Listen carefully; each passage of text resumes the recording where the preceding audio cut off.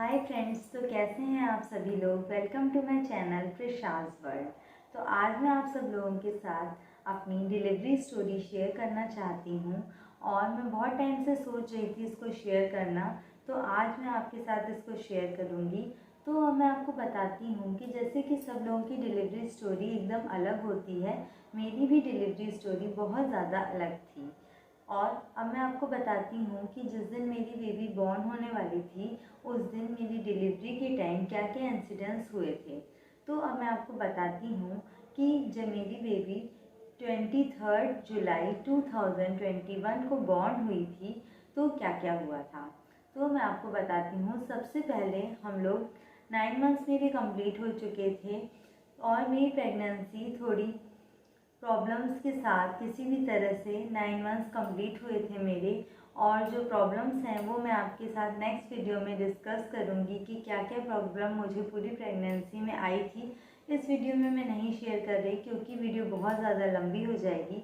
तो मैं आपको बताती हूँ कि उस दिन जब मैं हॉस्पिटल गई थी रेगुलर चेकअप के लिए, तो डॉक्टर ने मुझे बोला कि अभी आप वेट करिए। हम लोग अप्रॉक्स 4 o'clock का मेरा अपॉइंटमेंट था, तब हम डॉक्टर के पास गए थे। उसके बाद मैंने डिसाइड, वहाँ पे डॉक्टर ने डिसाइड किया कि वो मेरा फिंगर टेस्ट करेंगी। तो जब उन्होंने फिंगर टेस्ट किया तो उन्हें पता चला कि 1 सेंटीमीटर मेरा ओपन हो चुका है और उन्होंने कहा कि आज ही आपको एडमिट होना पड़ेगा और आज ही आपको डिलीवरी हो जाएगी। तो फिर हम लोगों ने, जैसे कि उस टाइम सब लोग हम जो साथ गए थे, मेरी मदर एंड मेरे हस्बैंड, तो उन्होंने क्या किया कि प्राइवेट रूम लेने स्टार्ट किया और वहाँ पे प्राइवेट रूम बुक कर लिया था। और उसके बाद उस टाइम कोरोना चल रहा था, तो कोरोना टाइम में क्या प्रॉब्लम आ रही थी कि मेन हमारे सारे टेस्ट होने थे कोरोना के। तो जैसे ही मुझे पता चला कि कोरोना टेस्ट होगा, मैं बहुत ज़्यादा पैनिक हो गई थी। बट उसके बाद फिर मेरे सारे कोरोना टेस्ट और सारे टेस्ट हुए और फिर मुझे प्राइवेट वार्ड में शिफ्ट कर दिया गया था। जैसे ही मुझे प्राइवेट वार्ड में शिफ्ट किया गया, डॉक्टर ने मुझे इंड्यूस करना स्टार्ट कर दिया और उन्होंने बोला कि हम आपको आर्टिफिशियल पेन देंगे जिसकी वजह से फिर आपकी बेबी आराम से बॉर्न हो जाएगी।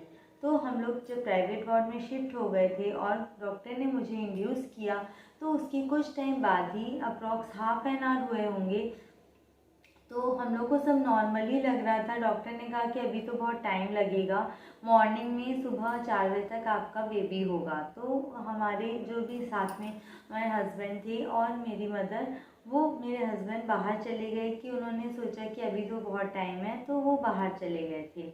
फिर क्या हुआ कि जब हाफ एन आवर बाद उन्होंने चेक किया, तो जब भी आपको डॉक्टर इंड्यूस करते हैं तो बीच बीच में आके चेक करती रहती हैं कि बच्चे को कोई प्रॉब्लम तो नहीं हो रही है। तो मैंने भी बहुत सारी स्टोरीज़ देखी थी, तो उसमें ऐसा था कि आपको जब इंड्यूस करते हैं तो बहुत सारे बेबीज़ जो होते हैं वो उस पेन को बर्दाश्त कर लेते हैं, बट बहुत सारे बेबीज़ में प्रॉब्लम आने लगती है और वो जैसे ही आपको इंड्यूस करते हैं बेबीज़ में हार्ट बीट गिरने लगती है या कोई भी प्रॉब्लम आ जाती है। तो इसी वजह से क्या हुआ, जब डॉक्टर ने चेक किया तो उन्होंने बताया कि जो मेरी बेबी है उसकी हार्ट बीट बहुत ज़्यादा गिरने लगी थी और उसकी हार्ट बीट बहुत ज़्यादा कम होती जा रही थी।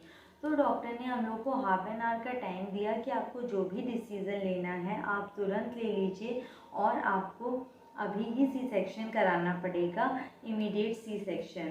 तो फिर मैंने डिसाइड किया, मैंने, मेरे हस्बैंड ने और बहुत सारे मेरे फादर और मेरे इन लॉज तो वहाँ पहुँच भी नहीं पाए थे। तो जैसे ही फिर मेरे हस्बैंड आए, उन्हें पता चला, उन्होंने सबको इन्फॉर्म किया कि सब लोग वहाँ पे जल्दी से पहुँच जाए। तो हम लोग लोकल के ही थे तो इतनी प्रॉब्लम नहीं थी, सब लोग वहाँ पे मुश्किल से 1 आवर में सब आ गए थे वहाँ पे। और डॉक्टर ने हमें तुरंत डिसीज़न ले लिया था कि हम लोग सी सेक्शन कराएंगे।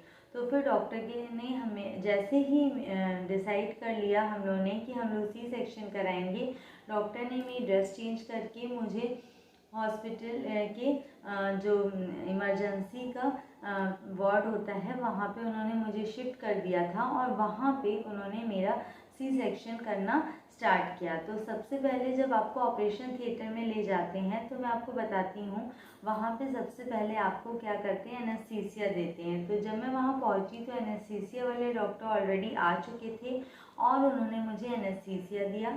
उसके बाद एनेस्थीसिया के कुछ टाइम बाद ही आपको फील नहीं होते हैं अपने लेग्स और हाफ बॉडी। तो ऐसा ही मेरे साथ भी हुआ था।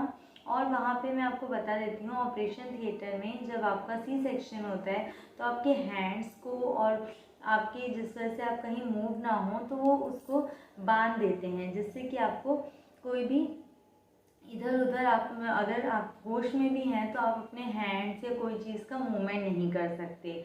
तो उस टाइम उन्होंने मेरी आंख पे भी कपड़ा डाल दिया था, बट मैं चाहती तो मैं सारी चीज़ें, मैं होश में थी, आराम से देख सकती थी। तो फिर मेरा उन्होंने जब सी सेक्शन हो रहा था तो डॉक्टर आए और मुझे पता भी नहीं चला कि कब उन्होंने सी सेक्शन करना स्टार्ट कर दिया। और थोड़ी ही मुश्किल से 5 to 10 मिनट्स बाद मेरे बेबी को उन्होंने मुझे दिखा दिया था कि आपकी बेबी गर्ल हुई है।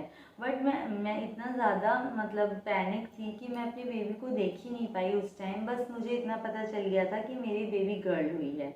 उसके बाद जब उन्होंने मेरा सी सेक्शन कर रही थी तो मेरे साथ एक और प्रॉब्लम आ गई थी कि वहाँ पे उन्हें पता चला कि मेरे सिस्ट भी हैं ओवरी में, और वो कोई भी अल्ट्रासाउंड में नहीं आए थे। तो डॉक्टर ने फिर मेरी मदर को बुला के जो सिस्ट थे वो भी उसी टाइम ऑपरेट करके निकाल दिए थे।